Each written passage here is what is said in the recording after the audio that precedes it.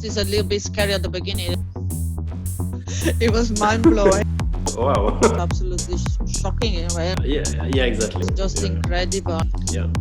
One of the most exciting places to look at. For this new one moment, we talked to a lady, an Italian-born architect, living and working in London for more than 20 years. She has been working with a legend of contemporary architecture, also a lady. In a couple of seconds, we will have a chat with Manuela Gatto from Zaha Hadid Architecture London. She's a director of London office and has been in charge of so many projects.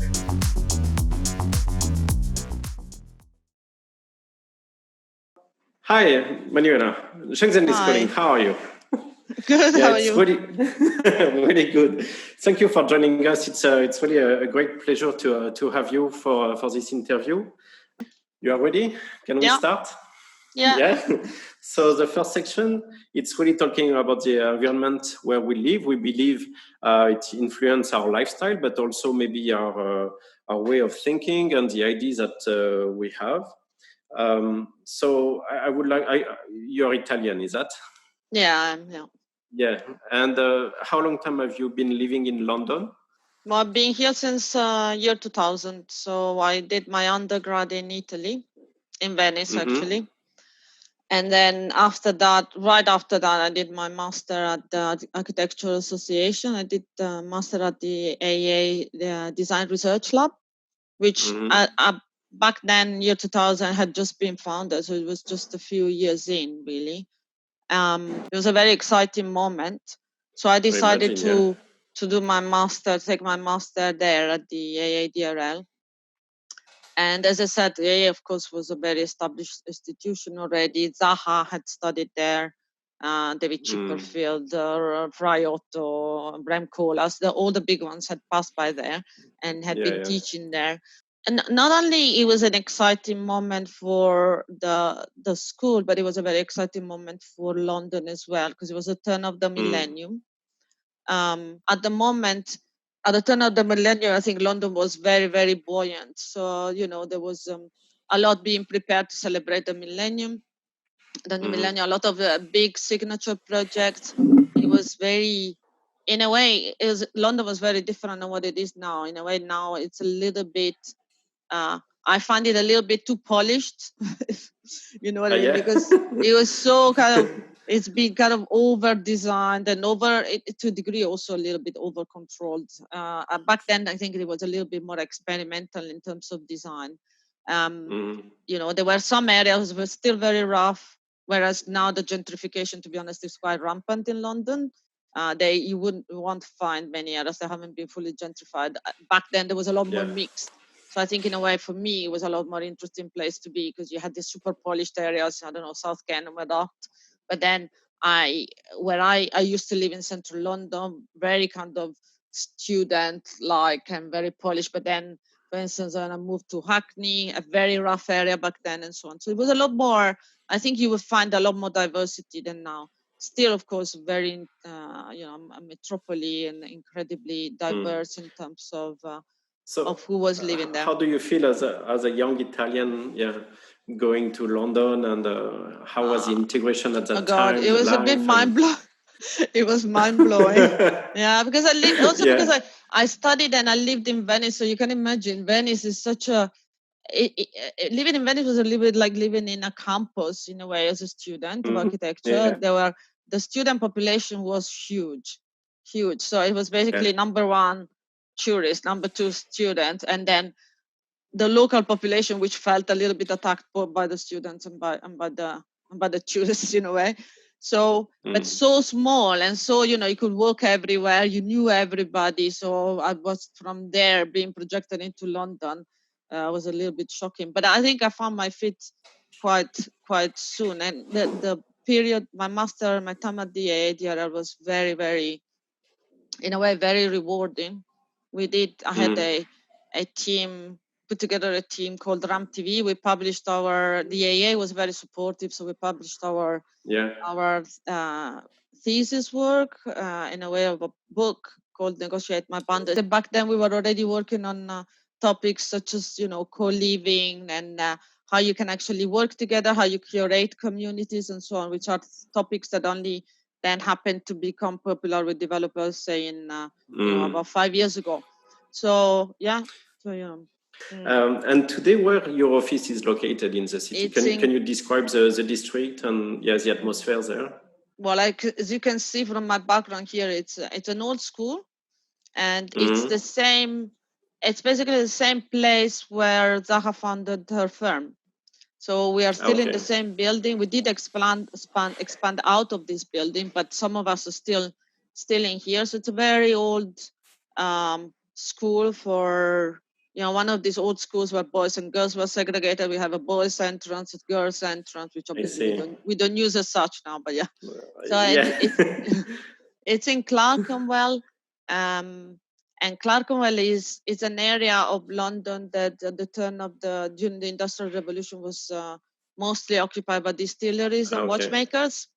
So and that's part of the reason why now it's really popular with designers and architects. So you can find these very wide loft-like spaces. So it's very, so very it's a lot of artists, designer. Is that? Around you, it's all artists and designer. And mostly design. Not so many artists. There are other areas that are more popular with artists, and mostly designers and architects. Yeah, a lot of mostly. Yes. And do you have some exchange with them, or? I think we tend to have more collaborations than with other designers. A lot more with universities. Zaha was teaching a number of university. Patrick is teaching a number of university. I think there are about, in our office, we're about 450, and about, I think, around 90 or 80 to 90 of us are teaching or have been teaching in universities. So it's very much encouraged. It's kind of exchange with the academic environment. You have been talking about Zaha, and effectively, I think I'm very curious to know what kind of relation you had with her. And of course, the experience, how you have been working at that time. Yeah. And then, of course, the next question will be how it changed when she left. Yeah. Well, we back then, of course, as I said, we were 20, so we were working with her really like, shoulder to shoulder, very close. She used to when I joined, we used to still work on large painting. So the presentation, I kind of like joined in a moment where we were turning from physical medium in terms of presentation material to digital medium. Yeah. When I joined, I mostly worked on kind of 3D modeling and renders and so on. But there was still part of the office that were painting with her. So there was a lot of this working a bit like an atelier where she would define the overall theme for the painting, and everybody would paint around the same table over this really big, big kind of canvases. And so it was an interesting moment because it was really in the transition. And I think that probably for her, of course, the period where she could actually physically paint was a lot of, she had a lot of ownership for the projects. Of course, when you start introducing the digital menu, you get a little bit more, separated, of course, because she wasn't, she wasn't using computers as such. She was mostly preparing sketches, discussing the sketches with us, and then we would try to reinterpret them in 3D models, then showing them back to her and so on. So it was a lot more back and forth and less hands-on. Can you tell me a little bit about the history of this typical form that your studio is doing? How it happened and where it coming from? Oh well, okay. I think Zaha. They very much come from Zaha. Zaha has this idea that she wanted to.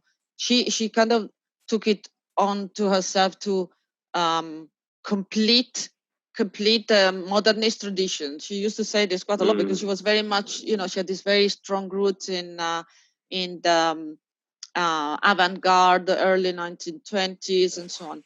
So this sort of formal language was with her since she was at the AA, since she was a student, basically. She had this sort of on the back of her mind to take on the foundations of modernism and develop them further. And for her, in a way, the further development was very much grounded on contemporary city. So she used to say, you know, for instance, referring to London, that London is so much more than what it used to be. It's, you know, people living in London and the population of London is so diverse now that you have to cater for this level of diversity. So you have to cater for lots of different lifestyles.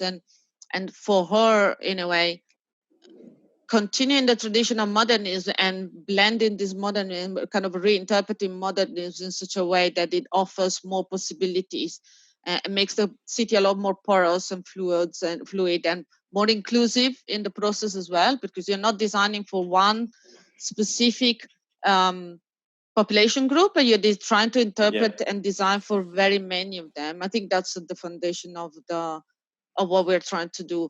And in a way, it's at the foundation of the process, but it's also the foundation, in a way, of the formal result. You know, there's a lot of work on continuity. We work a lot with kind of artificial landscapes. That's one thing that we always worked a lot with, meaning instead of kind of going away from the modernist idea that you have to have these buildings perched on stilts and whatever happened below was whatever people wanted.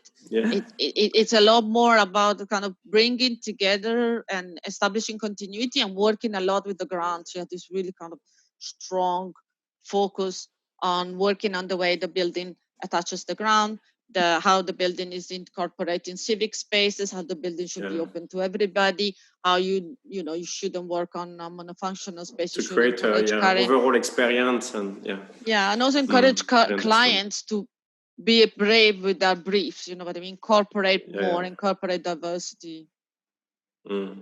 And since she left, how the studio changed? How how have been redeveloping the work? I understand you are a big structure, so I'm sure you have it's running by itself, but I'm sure some change. No, there was of course.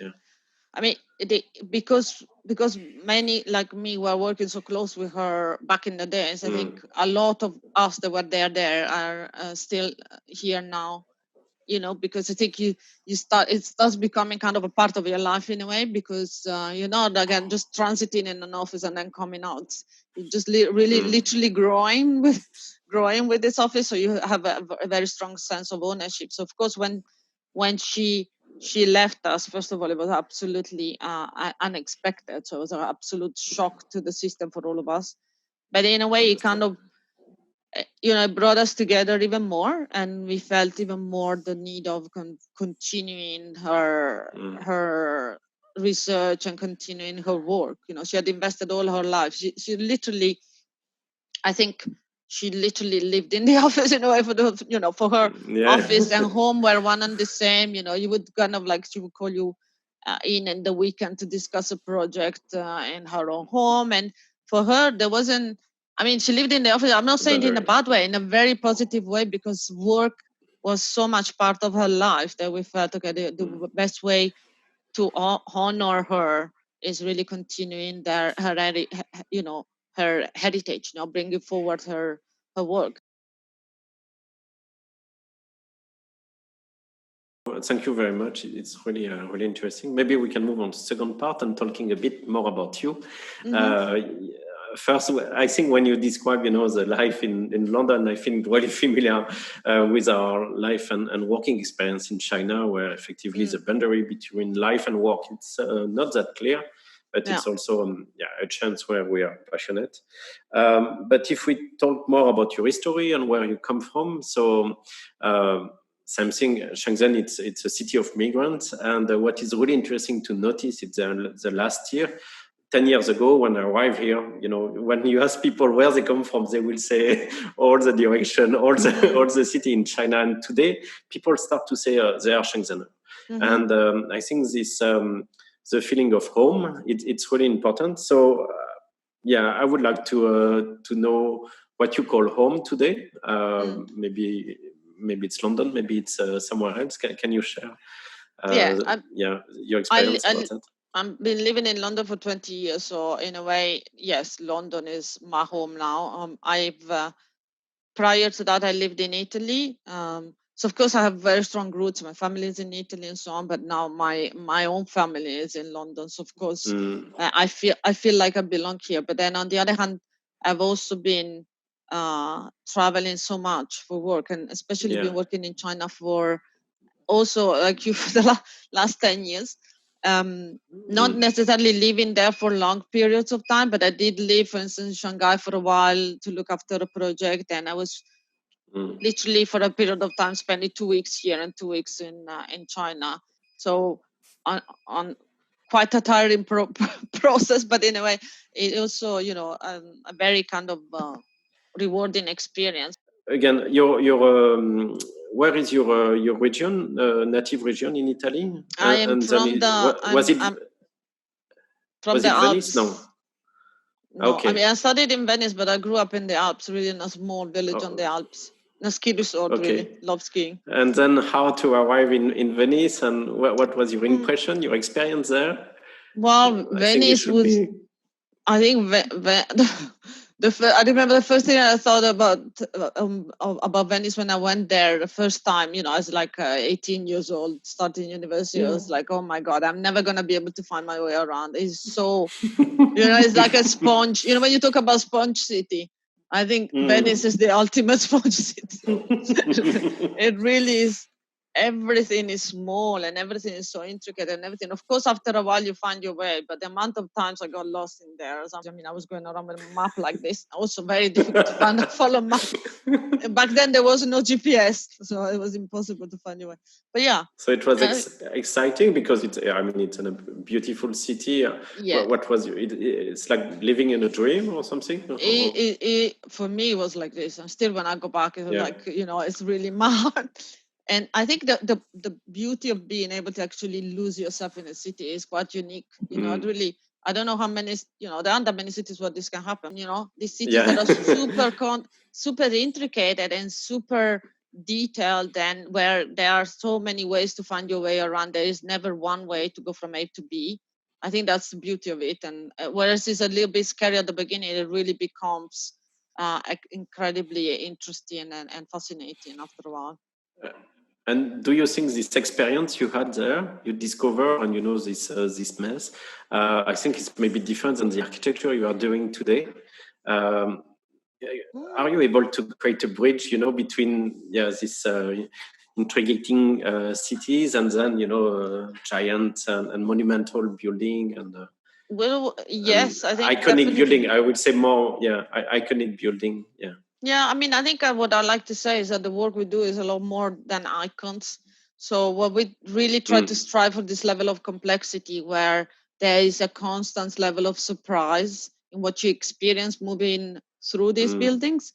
Of course, what you see from outside is the big kind of landmark building, and in a way, it's not so much that we are only doing landmark buildings. Is that in a way we kind of you become recognized for that, and maybe sometimes you kind of be like you are a little bit typecasted into doing this, but in reality, my interest is a lot beyond the building. So we did. I was one of the first people in our office to work on master plans. And I think our aim is really to try to as much as possible work across the scales in the same in the same way. I think it's part of the interest. So the way you plan a building, you will plan a city, and vice versa. So that level of surprise you have when you move around the city and you turn the corner and you find something unexpected. That's what we try to bring in our buildings, and in a way even down to product design. Even with products, you always want this this idea and this feeling that, well, I don't know, a piece of jewelry, I don't really know how to wear it, let me try and experiment. That's, I think that's our aim across everything we do. Okay, so I just go back to your study, and of course in Venice you haven't been in London and discovering all this idea and all this concept, etc. So at that time, what kind of dream were motivating you, exciting you, and how this dream have been changing, and this maybe with the time experience, and of course the people you met, and and what you learn probably in London. Yeah, I mean, I think the school in Venice that I went to it's called the Istituto Universitario di Architettura. It's a very old established school in Venice. In Italy.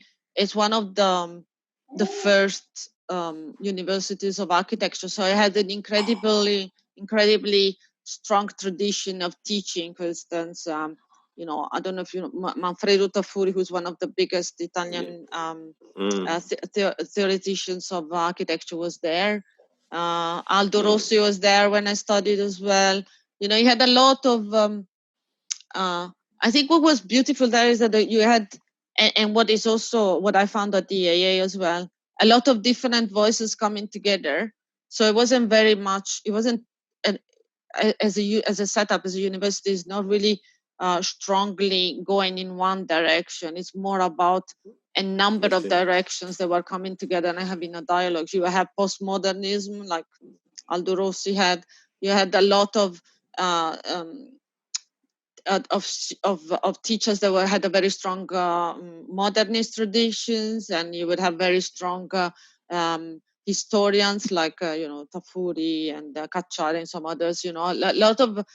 A lot of mix of inputs, for instance, also not only in terms of design but philosophy and so on.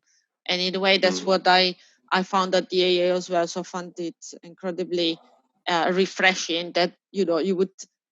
This continuity, I think, wasn't something I expected, but I really enjoyed, because you're constantly bombarded with different ideas. You don't grow up in one direction. No?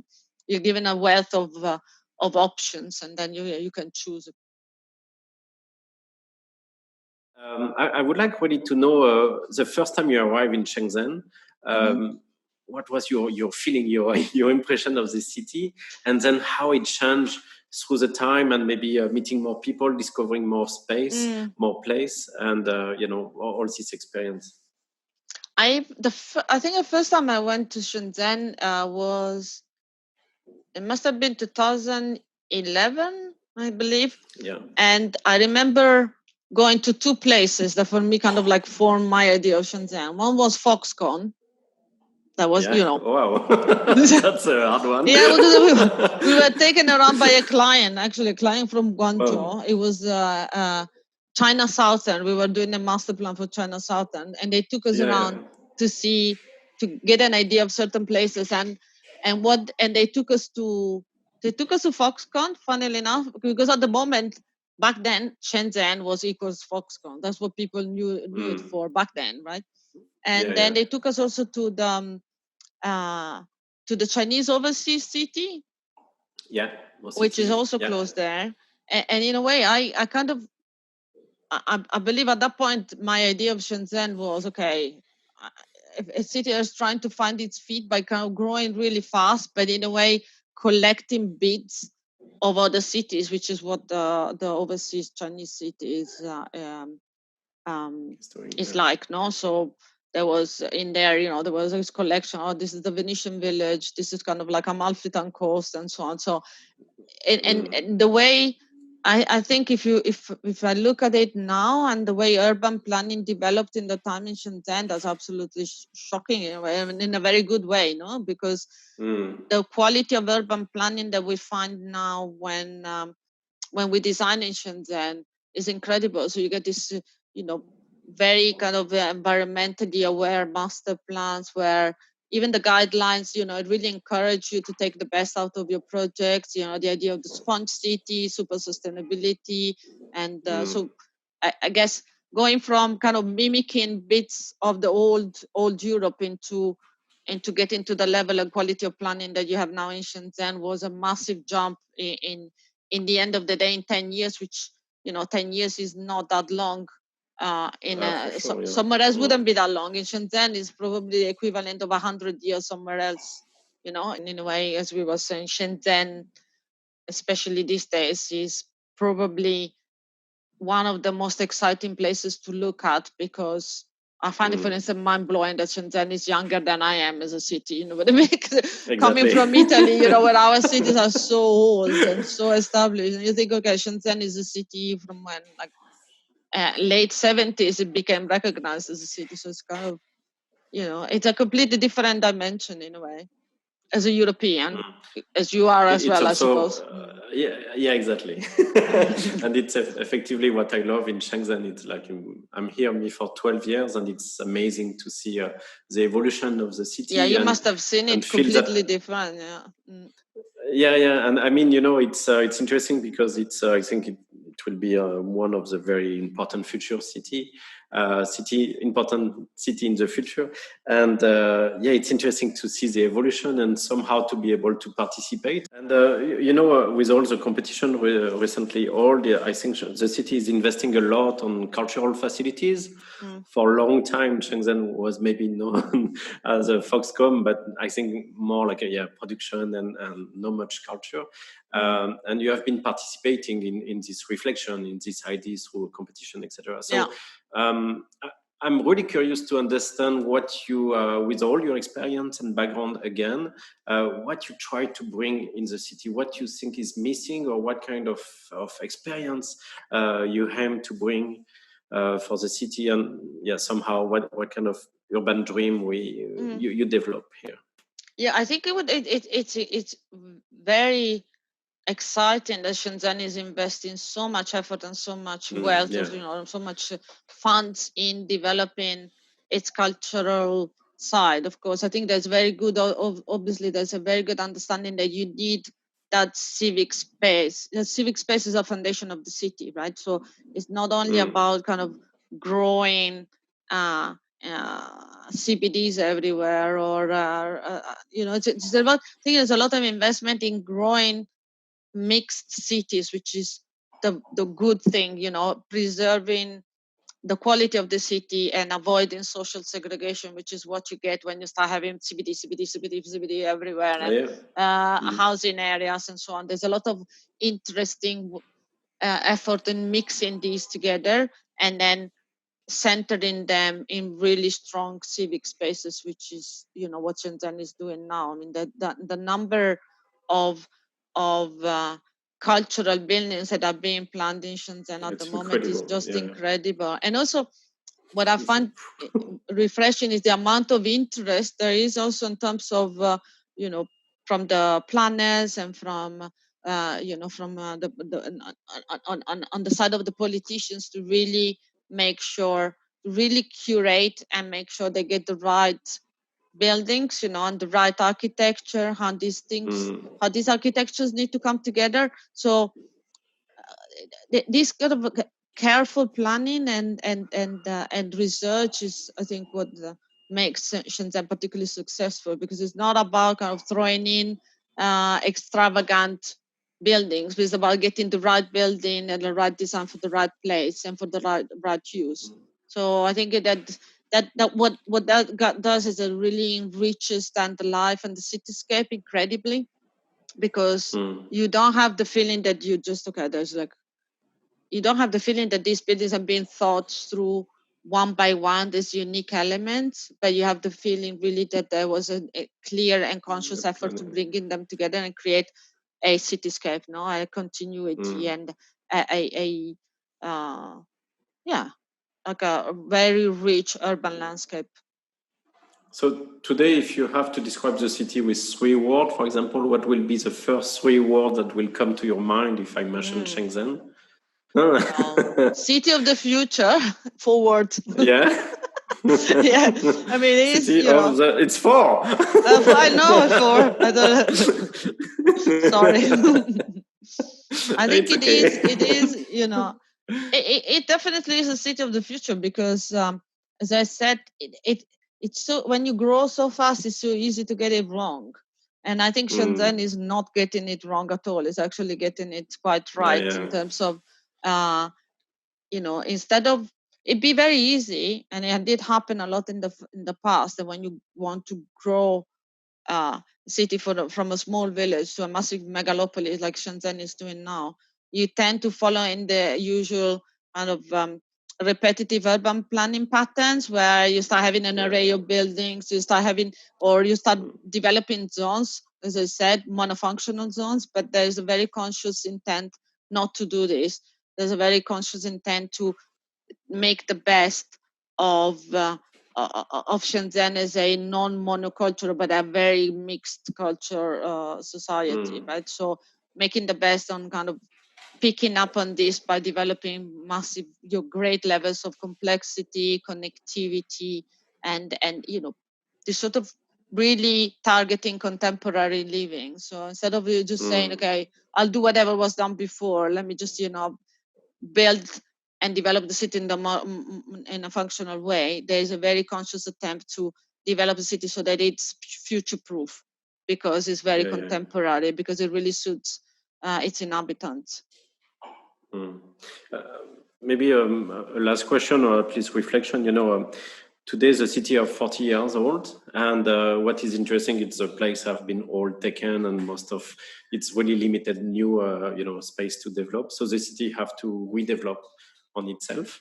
And here I'm talking about urban village. I'm talking about maybe industrial zone or factories, etc. So how you think the city can use how the city should use this space, and how we can again build the city of future with all of that. In China, the tradition is to demolish everything and rebuild.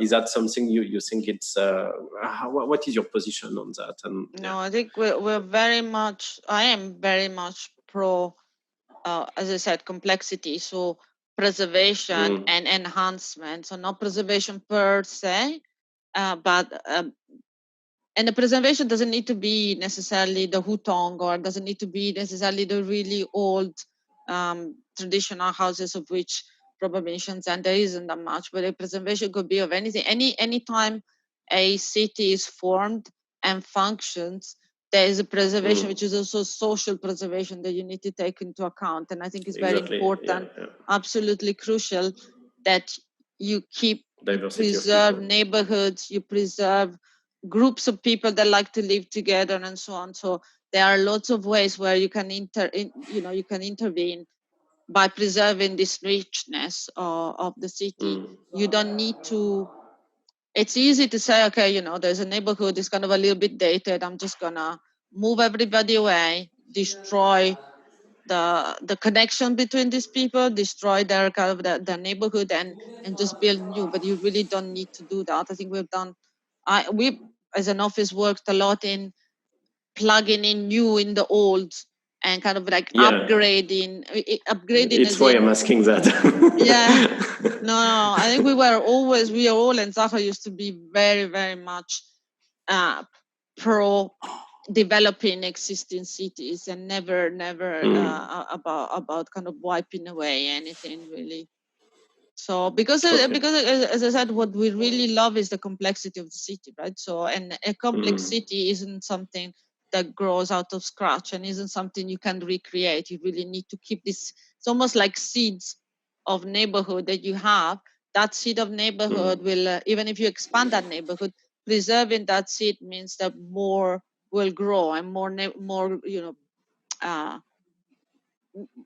more groups of people, more ways of working together, more ways of more social ways will grow out of those seeds. Okay, well, I think it's I cannot be more agree with you, and I really want to thank you for your time. Thank you. I know you speak a little bit French, so merci beaucoup. Un petit peu. C'était un vrai plaisir d'avoir cette discussion avec vous. I know you are very busy, and I really hope we can see you soon in Shenzhen to maybe have the opportunity to meet and share more about the city. As soon as they let us go somewhere, I'll be there. So we are looking forward. And thank you again for your time. Thanks a lot. It was really a great sharing. Thank you very much. Thanks. Bye-bye. Bye.